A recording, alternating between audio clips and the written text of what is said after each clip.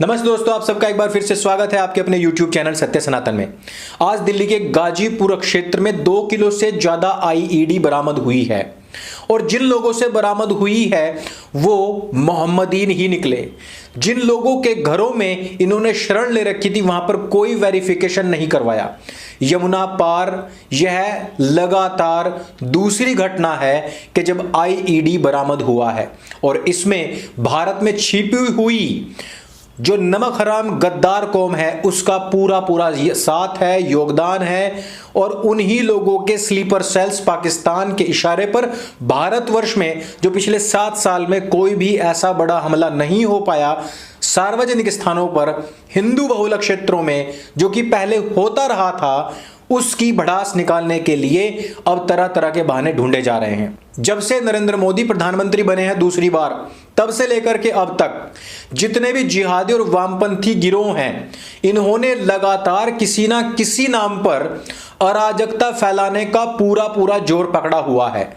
और यही नहीं कि ये सड़कों पर, सदनों में, यहां वहां सड़कों को रोक करके आम जनजीवन को बाधित करते हैं, बल्कि साथ ही साथ इन सब की आड़ में आपका पूरा मीडिया, आपका पूरा ध्यान कहां फोकस होता है कि उन्होंने फलानी डिमांड कर दी, इन्होंने ढिकानी डिमांड कर दी। लेकिन इन सब की आड़ में, इन सब के पीछे कहां से खेप मंगाई जाती है और किसकी खेप मंगाई जाती है? पाकिस्तान से आईईडी की खेप। कौन मंगवाता है? वही व्यक्ति जो सुबह से लेकर शाम तक आपके कानों में कहता है नहीं है कोई भी माबूद सिवाय अल्लाह के, न राम, न शिव, न पार्वती, न गणेश, न विष्णु, न महेश। अब आप जरा सोचिए कि वो लोग आप लोगों के बीच में रह रहे हैं जो लगातार आपकी आस्था पर, भावनाओं पर, घर पर न केवल नजर जमाए बैठे बल्कि आघात और प्रतिघात भी कर रहे हैं।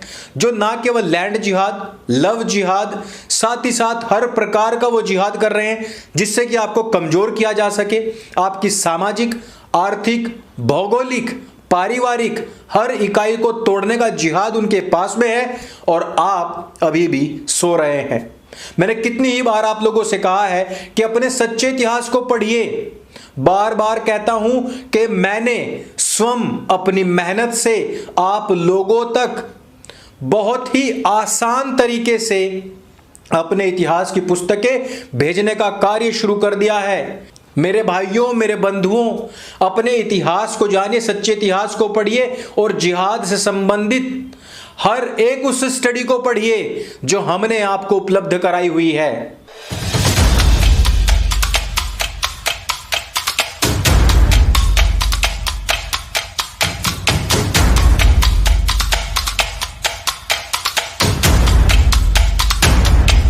आज एक बहुत बड़ा फैसला आया है और उस फैसले में हमको न्याय प्राप्त करने में भी 13 साल लग गए हैं।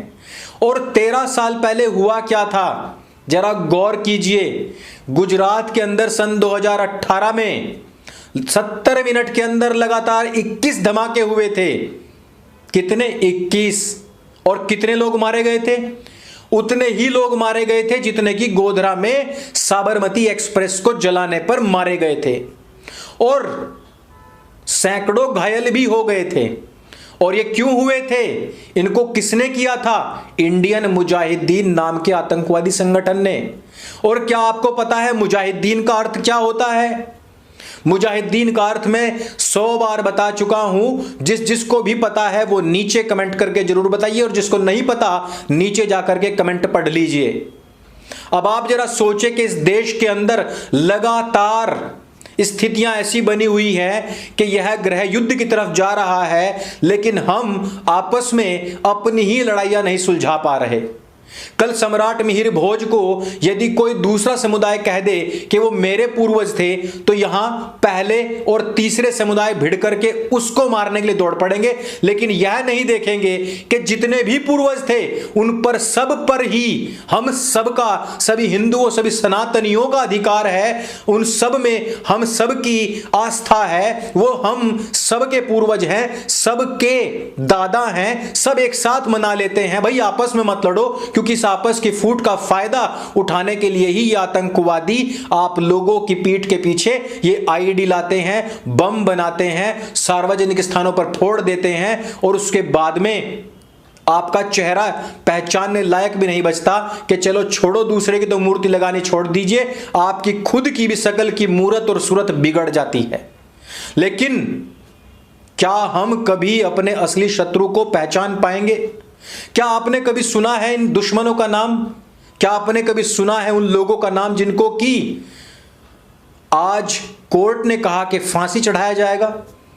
आप यकीन नहीं मानेंगे, 38 जिहादी, इस्लामिक जिहादियों को 38, मैं मानता हूं कि बहुत बड़ी संख्या में, मुझे नहीं लगता कि इतनी बड़ी संख्या में एक साथ फांसी की सजा किन्हीं को हुई भी होगी। 38 लोगों को फांसी की सजा हुई है और नाम लगातार आप पढ़ते रहिए।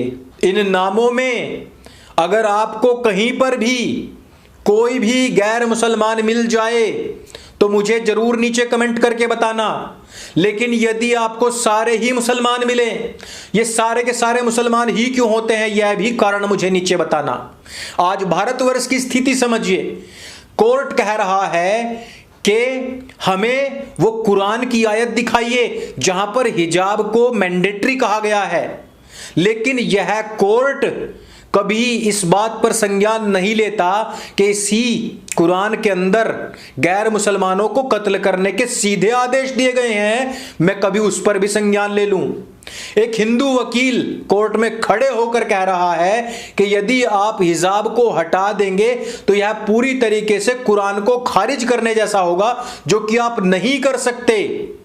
अब आप मुझे बताइए कि कल अगर कोई मुसलमान अपनी कुरान के आधार पर चलते हुए किसी गैर मुसलमान का कत्ल कर देगा तो क्या ये हिंदू वकील खड़े होकर ये कहेंगे कि आप इस मुसलमान को सजा नहीं दे सकते क्योंकि इसने कुरान के आधार पर यह कत्ल किया है, और यदि आप इसको सजा देते हैं तो यह कुरान को पूरी तरीके से खारिज करने के बराबर होगा, जो कि आप नहीं कर सकते? क्या ये वकील किसी भी इस्लामिक व्यक्ति के द्वारा किसी की हत्या को, किसी के कत्ल को, किसी आतंकवादी हमले को जायज ठहरा सकते हैं क्योंकि उसकी कुरान ने उसको जायज ठहराया है? आप जरा सोचिए, इस देश के अंदर जो सबसे पढ़ा लिखा समाज, जो वकील, जो जज और जो न्याय देने के लिए उन कोठों पर खड़े हैं, उन लोगों के दिमाग कितने दिवालियेपन के शिकार हैं। वो ये भी नहीं सोच रहे कि दलील दूं तो कोई ढंग की तो दे लूं यार। 100 करोड़ लोग हैं, मैं उनकी आस्थाओं पर भला कैसे कुठाराघात कर सकता हूं? जिस समय पर इन हिंदू समाज के लोगों की जो बुद्धि है वो इतनी अधिक कुंठित हो चुकी है कि इनकी आंखों के सामने ही लगातार इनके बहन बेटियों के कत्ल हो रहे हैं, वो अपने धर्म की रक्षा के लिए आत्महत्या भले ही कर लें लेकिन मतांतरित नहीं होंगे, ऐसा कह रहे हैं। लेकिन फिर भी काफी सारे ऐसे लोग हैं जो फिर भी हिजाब को, बुर्के को सपोर्ट कर रहे हैं, उस तालिबानी निशानी को सपोर्ट कर रहे हैं। और इसी तालिबानी व्यवस्था को लाने के लिए 2002 में ट्रेन जलाई, 2008 में ये धमाके हुए, 93 में मुंबई के धमाके हुए, 2013 में मुजफ्फरनगर हुआ, 89 में भागलपुर हुआ, उसके बाद मेरठ हुआ, उससे पहले 47 हुआ। 47 में भी जो लोग कह रहे थे कि हमें अपने मजहब से प्यारा अपना देश है, उस देश के संविधान को दरकिनार करते हुए आज खुलेआम कह रहे हैं कि पहले हिजाब, उसके बाद में किताब, किताब यानी कि कुरान, और कुरान का अर्थ है शरिया की हुकूमत यहां पर लागू करने हेतु हम फिर से खड़े होंगे।